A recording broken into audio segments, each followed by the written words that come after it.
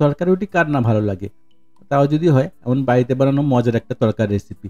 নমস্কার বন্ধুরা, মাই কিচেন ডব্লিউবিতে সবাইকে স্বাগত। চলে এলাম প্রত্যেক দিনের মতো নতুন একটা রেসিপি নিয়ে। আজকের রেসিপি হলো এগ তরকা। আমি একটা ডাল দিয়ে দুরকম তরকা দেখিয়ে দিয়েছি, এগ তরকা আর প্লেন তরকা। চলুন দেখে নেবো আজকের এই তরকার রেসিপি কিভাবে বানাবো আর কি কি লাগছে এই রেসিপিটা বানাতে, দেখে নেবো স্টেপ বাই স্টেপ। চলুন শুরু করবো আজকের রেসিপি এগ তরকা। খুব সুন্দর একটা রেসিপি শেয়ার করলাম, আশা করি আপনাদের ভালো লাগবে।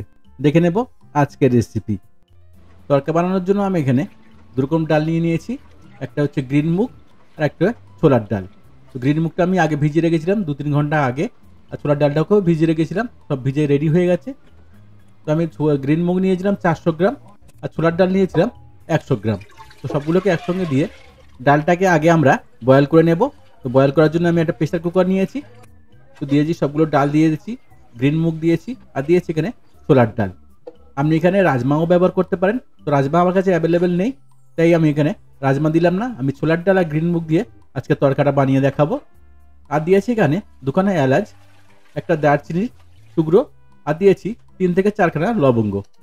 আর দিয়ে দেবো এখানে হলুদ পাউডার 1/2 টিস্পুন, দিয়ে দেবো লঙ্কা পাউডার 1/2 টিস্পুন, আর দিয়ে দেবো স্বাদ মতো লবণ। দিয়ে ডালটাকে একটু ঘেঁটে নিয়ে ভালো করে একটু বয়েল করে নেব। 2 থেকে 3টে সিটি হলে ডালটা আমার অনায়াসে বয়েল হয়ে যাবে। তো 2 থেকে 3টে সিটি আমরা দিয়ে রেডি করে নেব ডালটাকে। তো ডালটা যতক্ষণ বয়েল হচ্ছে ততক্ষণ আমরা পেঁয়াজ, টমেটো, লঙ্কা, আদা, রসুন সব কেটে রেডি করে নেব। সবগুলোকে আমরা চপিং করে নেব। প্রথমে আমি পেঁয়াজটাকে চপিং করে নেবো এমনভাবে, দেখুন একদম ফাইন করে পেঁয়াজটাকে চপিং করে নিতে হবে। দেখুন এমনভাবে পেঁয়াজটাকে চপিং করে নেব।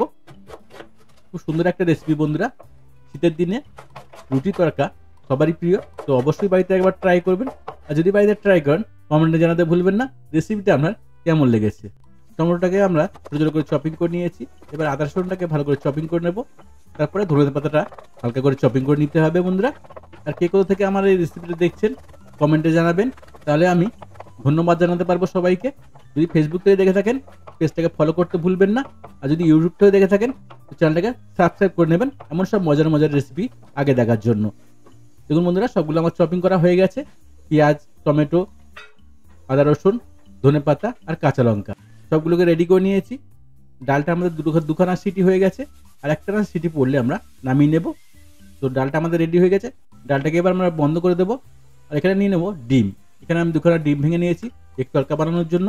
আমি 2খানা তরকা বানিয়ে দেখাবো, এগ তরকা আর প্লেন তরকা।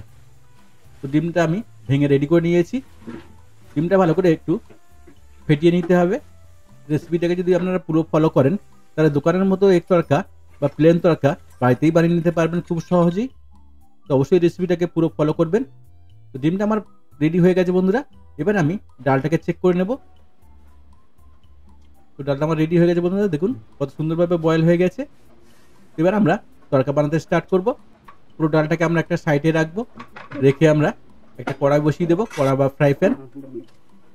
তো কড়াটা গরম হলে দিয়ে দেবো তেল। আমি এখানে সর্ষের তেল দিয়েছি, আপনি চাইলে সাদা তেল দিতে পারেন, অসুবিধা হবে না। দিয়েছি একটা শুকনো লঙ্কা।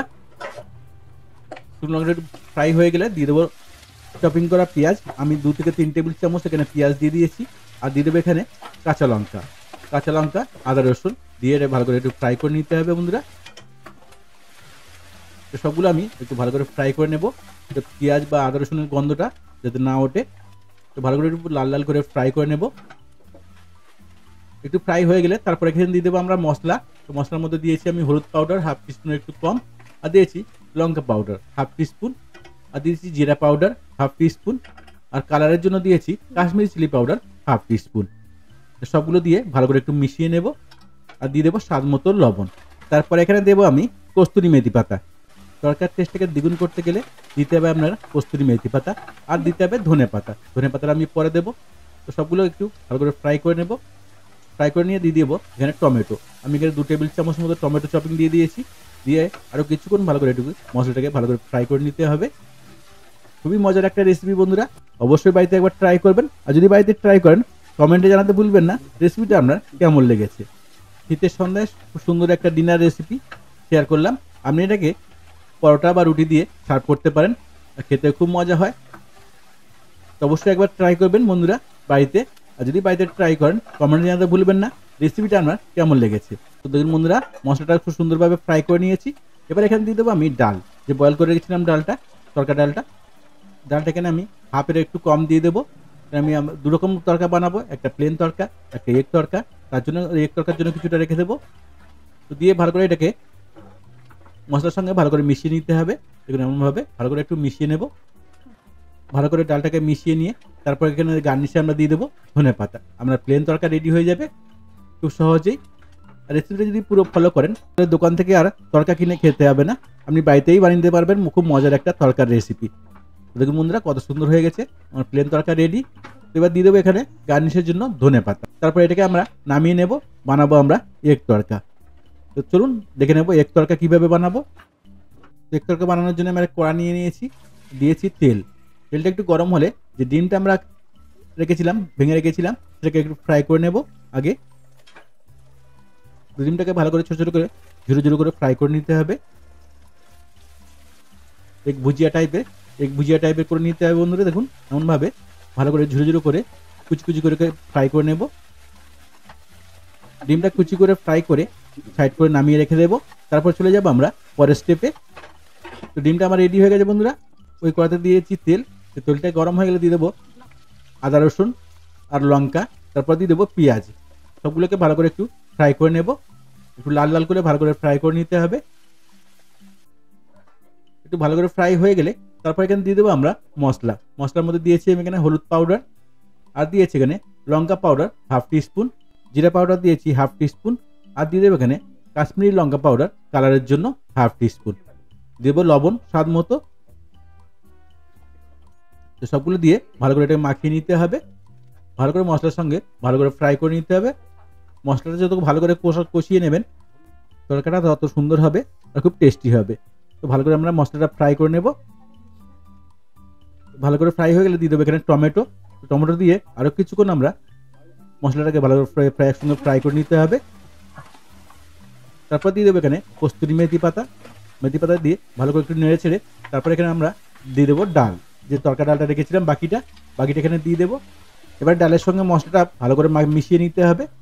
এই সময় ফ্লেমটা কিন্তু মিডিয়ামে রাখবেন, হাইতে রাখবেন না। সবগুলো ভালো করে একসঙ্গে মেশানো হয়ে গেলে ভালো করে একটু ফুটিয়ে নেব। ভালো করে ফুটে গেলে তারপর এখানে দিয়ে দেবো আমরা যে ডিমটা ফ্রাই করে রেখেছিলাম, ডিমটাকে এখানে দিয়ে দেবো।